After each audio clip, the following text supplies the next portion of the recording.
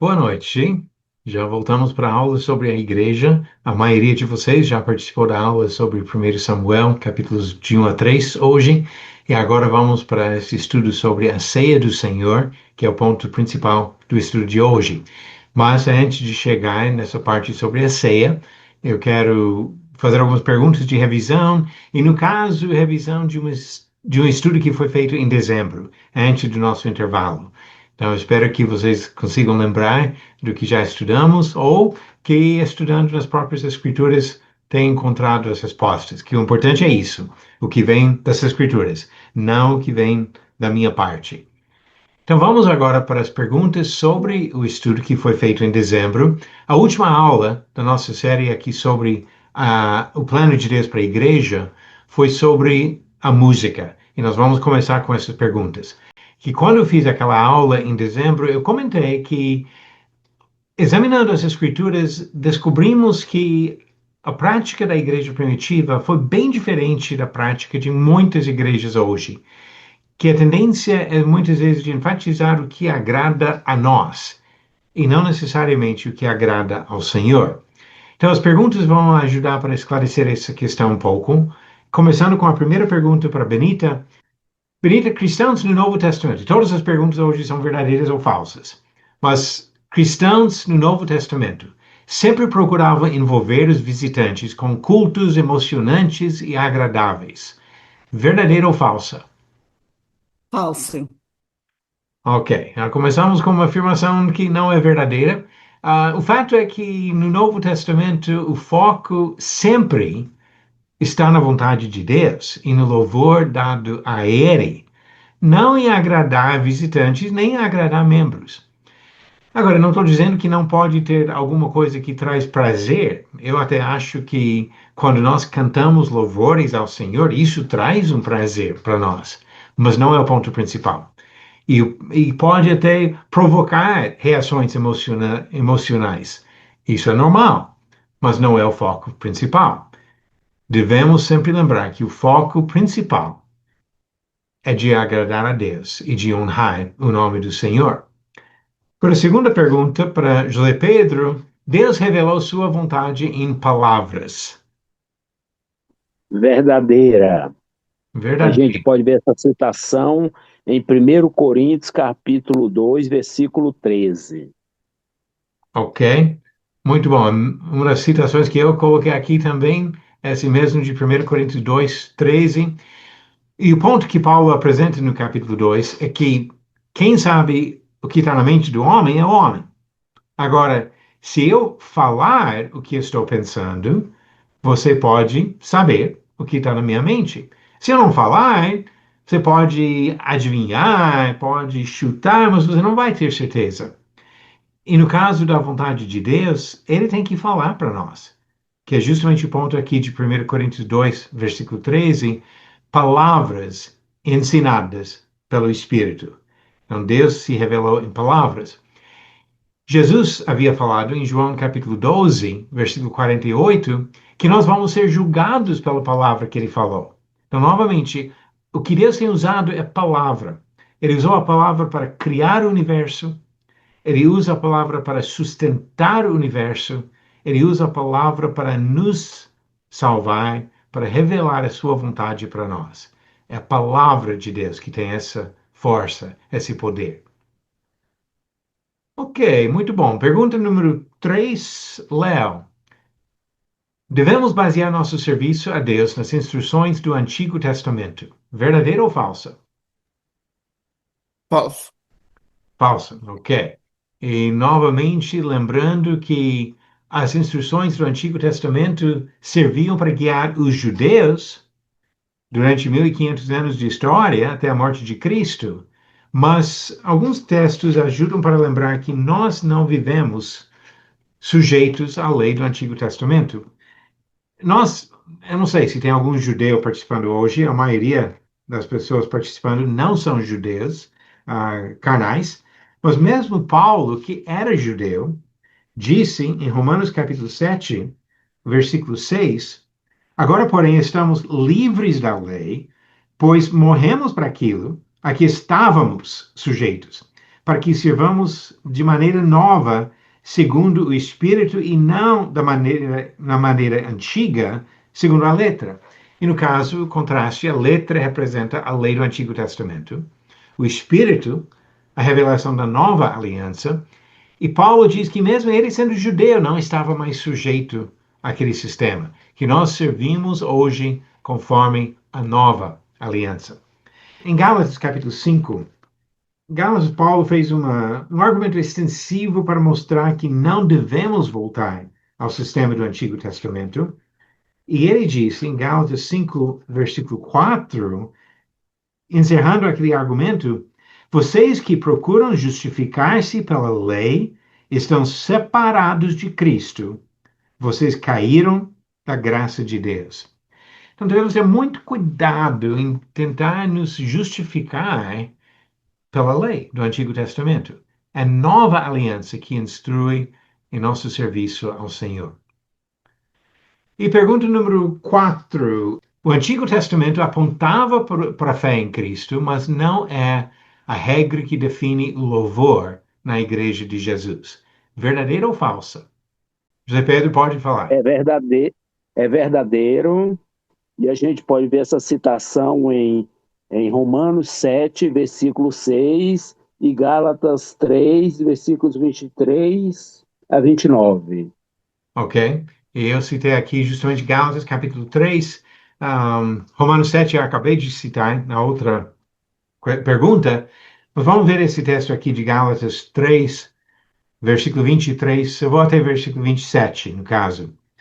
Mas antes que viesse a fé, estávamos sob a tutela da lei, e nela encerrados, para essa fé que no futuro haveria de ser revelada. De maneira que a lei se tornou nosso guardião para nos conduzir a Cristo, a fim de que fôssemos justificados pela fé. Mas agora que veio a fé, já não permanecemos subordinados ao guardião, pois todos vocês são filhos de Deus mediante a fé em Cristo Jesus. Porque todos vocês que foram batizados em Cristo, de Cristo se revestiram. Então, apontava para Cristo, mas não é o que nos guia hoje, o que nos governa hoje em nosso serviço. Ok, pergunta número 5. Rosana, as Escrituras avisam sobre o perigo de ultrapassar a doutrina revelada por Deus. Verdadeira ou falsa, Rosana? Verdadeiro. E a gente pode encontrar isso, além de outras passagens, especialmente em 2 João, capítulo 1, versículo 9. Posso ler? Pode ler. Obrigada. Todo aquele que ultrapassa a doutrina de Cristo e nela não permanece, não tem Deus. O que permanece na doutrina, esse tem tanto o Pai como o Filho. Ok. Aí o perigo realmente de ultrapassar. 1 Coríntios 4, versículo 6, que eu coloquei aqui também, Paulo fala sobre aquela confusão da igreja de Corinto, e ele falou que ele aplicou as coisas figuradamente a ele e a Apolo para ensinar a não ultrapassar o que está escrito. Ou seja, precisa se limitar à palavra revelada e não ultrapassar esta palavra. Então vamos já para a pergunta número 6, voltando para Benita. Benito, o Novo Testamento diz que devemos cantar salmos, hinos e cânticos espirituais. Verdadeira ou falsa? Esse é verdadeiro. E podemos ver isso em Efésios 5:19 e Colossenses 3:16. Ok, perfeito. Efésios 5 e Colossenses 3. Efésios e Colossenses são cartas muito parecidas, paralelas, em pouquinho de diferença de ênfase, mas a estrutura das duas cartas é muito parecida. E assim ele chega a esse mesmo ponto em Efésios 5 e Colossenses 3. Então, o que está escrito é que devemos cantar salmos, hinos e cânticos espirituais. Pergunta número 7.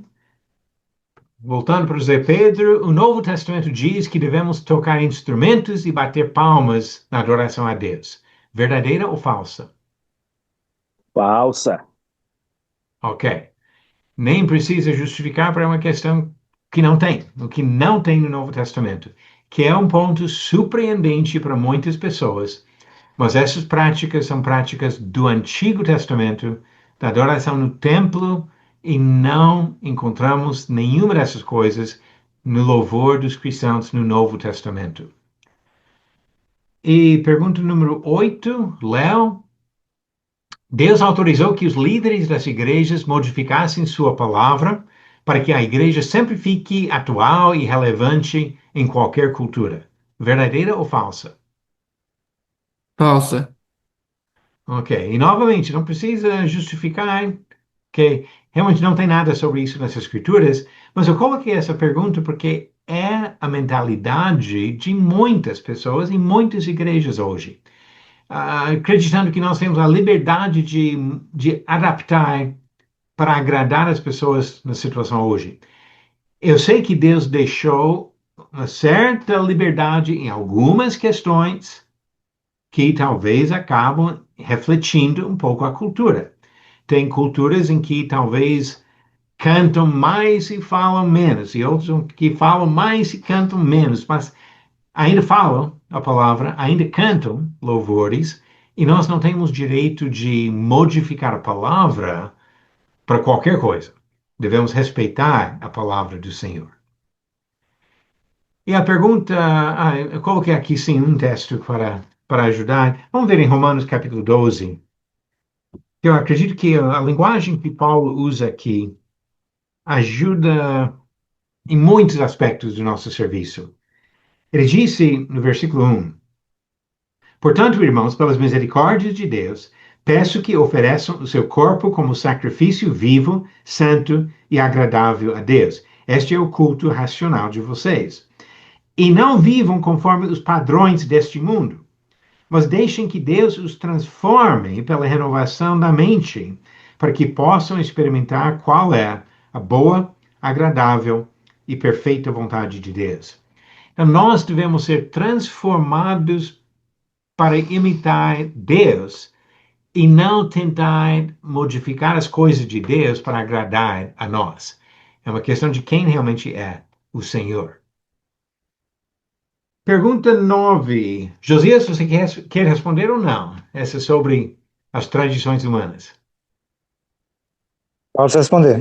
Ok. Jesus elogiou as pessoas que seguiam tradições humanas e não ficavam presas nas palavras reveladas nas Escrituras. Verdadeira ou falsa? É falsa. Ele criticava muito.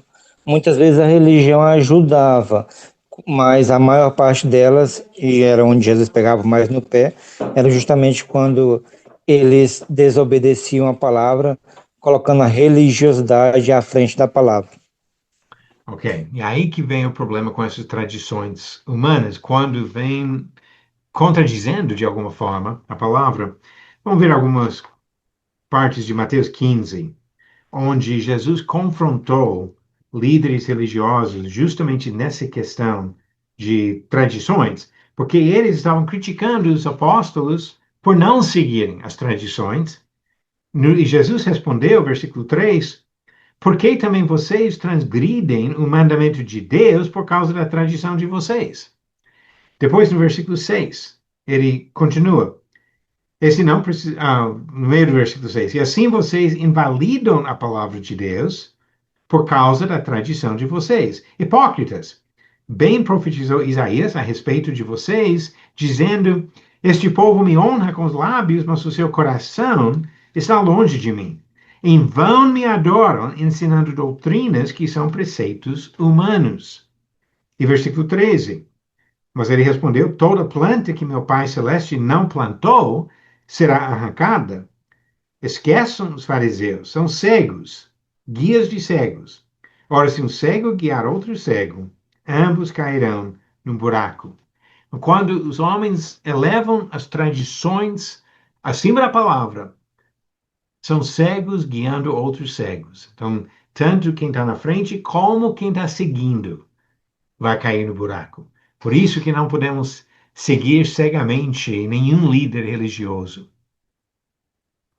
E a última pergunta da noite para Rosana. Rosana, Deus quer ser adorado em espírito e em verdade. Verdadeiro ou falso? Verdadeiro. E a gente pode ver isso em João 4, 23 e 24. Ok, naquela conversa que ele teve com a mulher samaritana, que ela perguntou sobre local de adoração, e Jesus respondeu a pergunta dela, mas disse, já está chegando a hora que local não importa mais, mas tem que adorar em espírito e em verdade, que é isso que Deus deseja. Ok, muito bom. Obrigado a todos que ajudaram com as perguntas. Agora vamos passar para o assunto de hoje. Sobre essa questão da ceia, eu quero abordar dois aspectos disso. Hoje eu quero focar o que nós encontramos no padrão bíblico da ceia, olhando para o que Jesus fez e o que seus primeiros seguidores, a igreja primitiva, os primeiros cristãos faziam.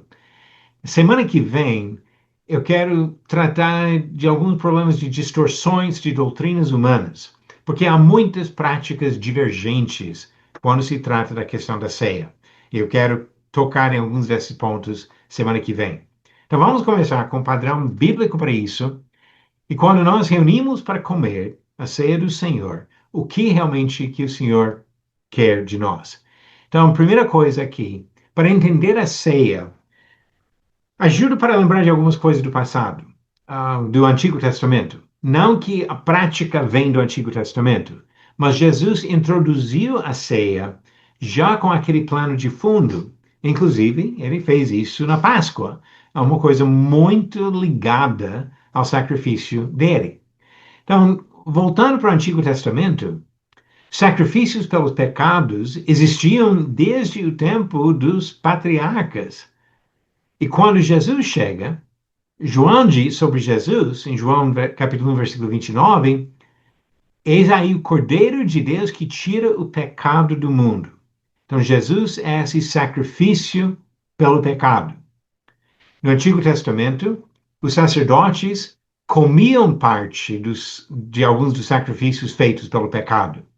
E lembrando que no Novo Testamento, todos nós somos sacerdotes. Então, de alguma forma, estamos participando do sacrifício, que é um pouco do plano de fundo do Antigo Testamento. Também do Antigo Testamento, temos a Páscoa. Desde o êxodo do Egito, quando eles fizeram a primeira Páscoa, que Deus libertou os israelitas, poupou os israelitas da matança do primogênito, e assim eles tomaram esse cordeiro, comeram esse cordeiro. E no Novo Testamento, Paulo chamou Jesus de Cordeiro Pascal, 1 Coríntios 5, versículo 7. Então ele faz essa ligação também. No Antigo Testamento, o povo comia a carne do cordeiro, cada pessoa com sua família.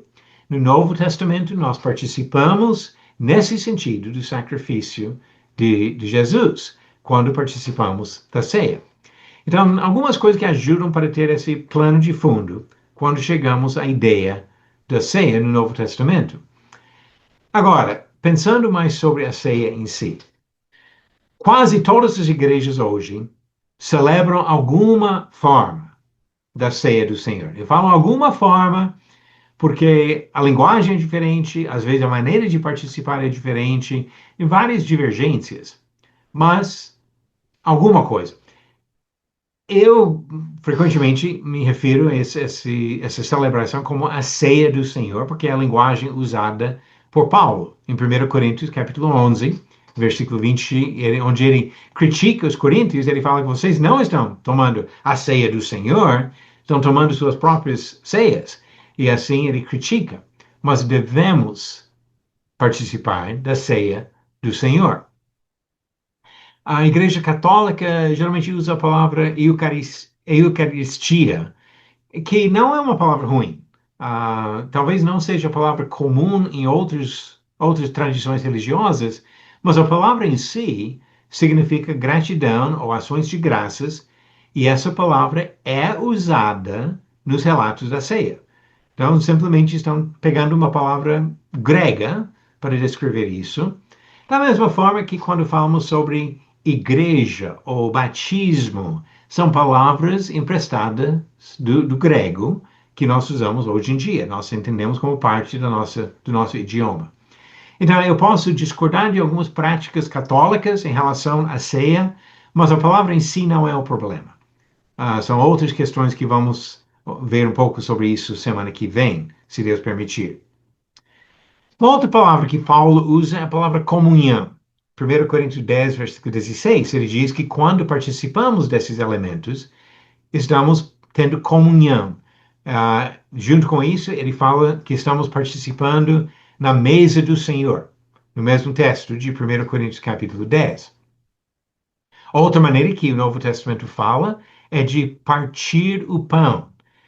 Temos citações em Atos 2 e Atos 20. Temos que olhar com cuidado, porque a mesma expressão pode se referir a uma refeição comum, e às vezes tem essa ideia, mas nesses casos aqui, especificamente fala sobre uma prática espiritual, onde se reuniam com o propósito de partir o pão, que era a maneira de assim lembrar do sacrifício de Cristo. Paulo fala em 1 Coríntios 10 novamente de partir o pão e beber o cálice. Ele junta os dois elementos novamente na citação que ele faz. Às vezes usavam a referência a um elemento para incluir a ceia, incluir os dois. Então, existe alguma prática. Na maioria das igrejas que se descrevem como cristãs, hoje em dia, mas também muitas divergências nessas coisas. Divergências sobre quando participar da ceia. Tem igrejas que participam uma vez por ano, ou a cada 3 meses, ou uma vez por mês. Tem igrejas que insistem em fazer só no primeiro dia da semana, outras que fazem no sábado ou qualquer dia da semana. Então, sobre a questão de frequência e de dia, há divergência. Também muita divergência sobre o tipo de pão, que nós vamos observar o que Jesus usou e identificar isso, mas tem muitas diferenças, igrejas que usam outros tipos de pão, diferente do que Jesus usou.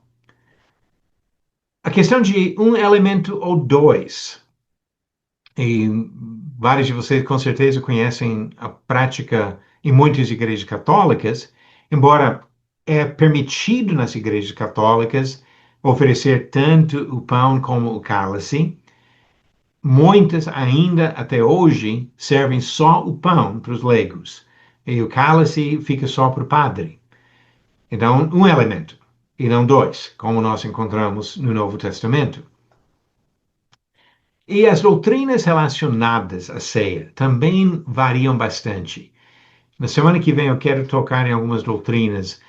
Vou falar um pouco sobre 144.000, vou falar sobre transubstanciação, consubstanciação, ideias que circulam no contexto religioso, mas vamos ver isso em contraste com o que a própria palavra fala. Mas isso para a próxima aula, para a semana que vem. Hoje, vamos começar observando o que Jesus fez quando ele instituiu a ceia. E para isso, eu gostaria de colocar aqui, se vocês quiserem anotar para depois voltar e ler com calma, temos 4 relatos da mesma ceia. Fato importante aqui, porque estamos falando de 4 registros aqui, Mateus, Marcos, Lucas e Paulo.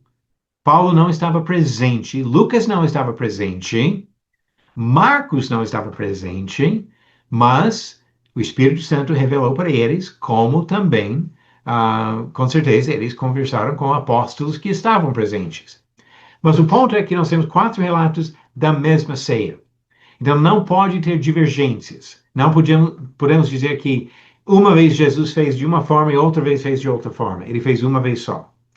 Todos os 4 relatos estão falando sobre a única ceia que Jesus fez com os apóstolos. Então, o que nós precisamos fazer é juntar as informações dos 4 para compreender de fato o que ele fez, o que ele falou, a sequência do que ele fez. Pode ser que um relato omite um detalhe que outros incluem. Nós queremos juntar todas as informações para ter esse relato completo.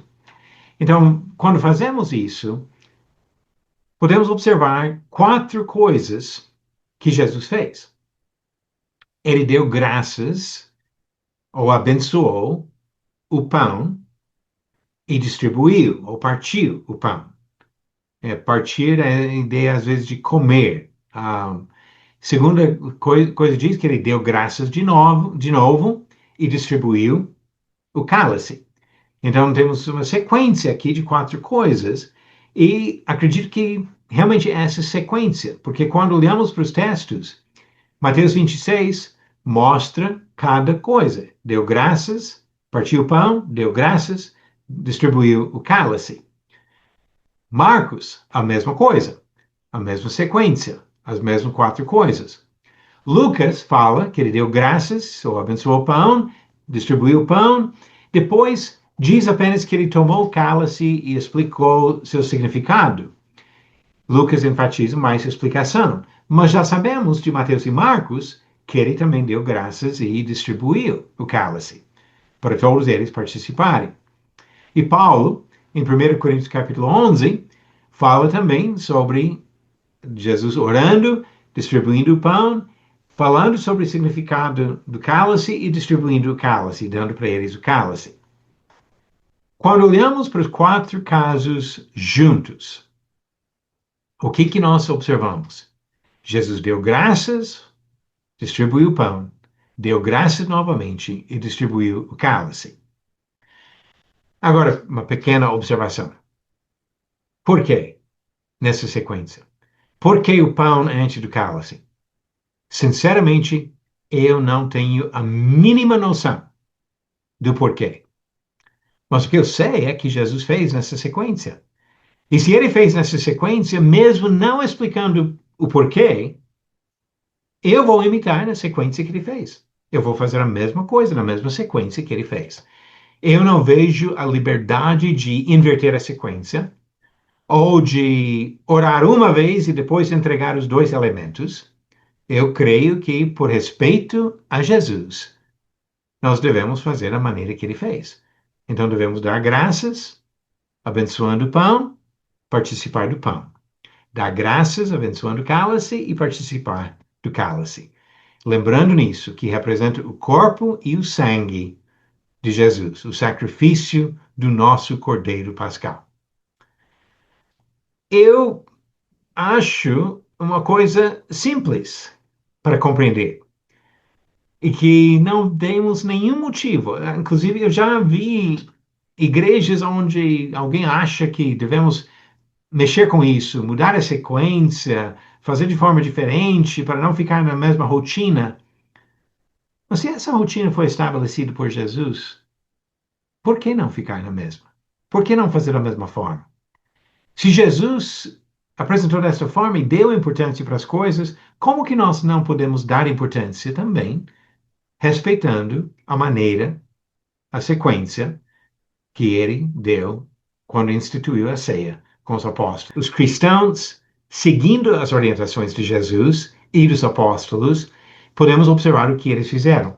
1 Coríntios capítulo 11, Paulo deu uma orientação extensa aqui sobre a ceia, corrigindo problemas de abusos naquela igreja.